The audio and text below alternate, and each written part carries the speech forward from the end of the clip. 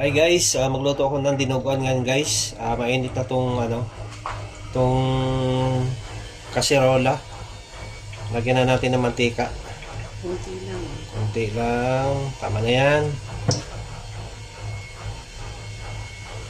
Namiss ko magluto ng dinuguan guys. So ilagay na natin tong bawang.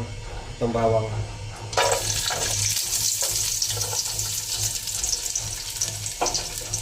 Buhaluin lang natin ng dahan-dahan. Tapos pang nag-brown na natin apoy. Lagyan na natin ang sibuyas. So guys, yung sibuyas, lagay na natin.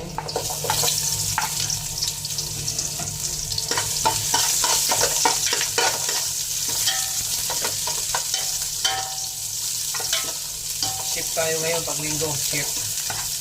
So ito yung baboy guys na gawin kong dinuguan. Ayan o. Pinakuluan ko na yan para lumambot. So isa na natin.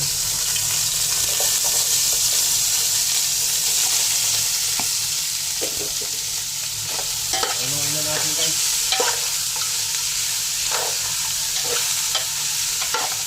Kailangan natin ang apoy konti. Kailangan medium heat lang para hindi magdikit-dikit.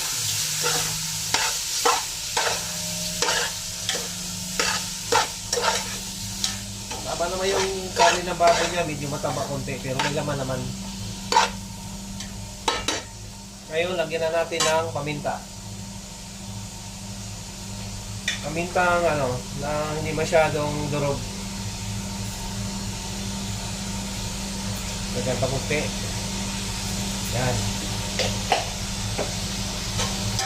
Haluin natin.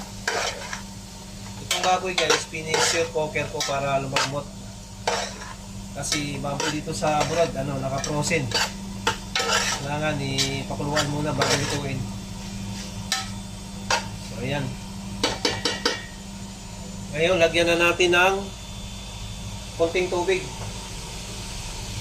Konting tubig lang para ito yung pinagkuluan. Lagay ko. Pinagkuluan ng baboy.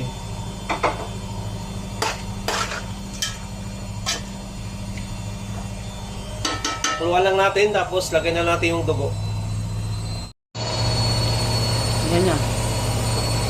Okay guys, kumulo na yung baboy, haluin natin. Lagyan na natin tong dugo.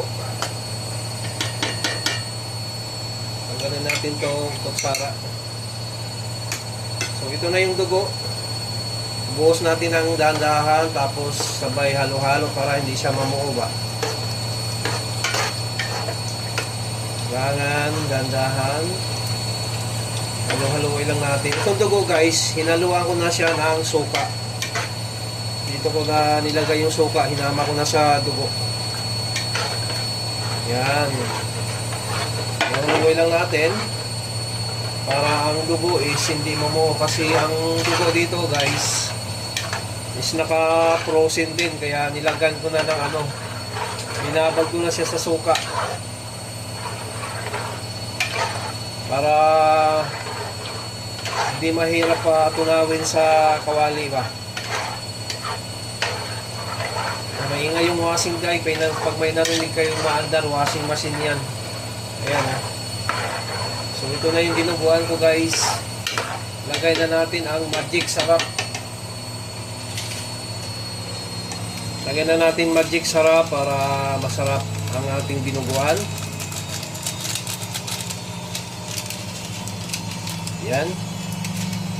Halo-haloin lang natin. Tama lang yung sabaw, hindi siya marami sabaw. Haloin natin. Lagay na natin ang sili guys. Lagay na natin ang sili.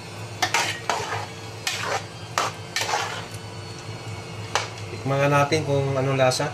Kung wala pa pala itong asin. Lagyan muna natin ng asin. Sarap. Nasaan na ba yung asin? Ito. Lagyan muna natin ng asin, guys. Para lalong lumasa pa. Yan. Natin damihan, baka umalat. Kasi ang magic sarap, maalat na eh. May timpla ng asin ang magic sarap eh. Wow. Sarap ng aking dinuguan ngayon ah. Perfect ah. Perfect pagkaluto ah. Sige nga, tikman natin. Tikman ko nga. Sarap. Tapos muna natin ng 5 minutes. Ayan. Tapos na ang aking dinuguan. Wow, sarap. Tsura pa lang, ulam na. Maparami tayo ng kanin ito ngayon. Okay, salamat guys. Takpan natin uli.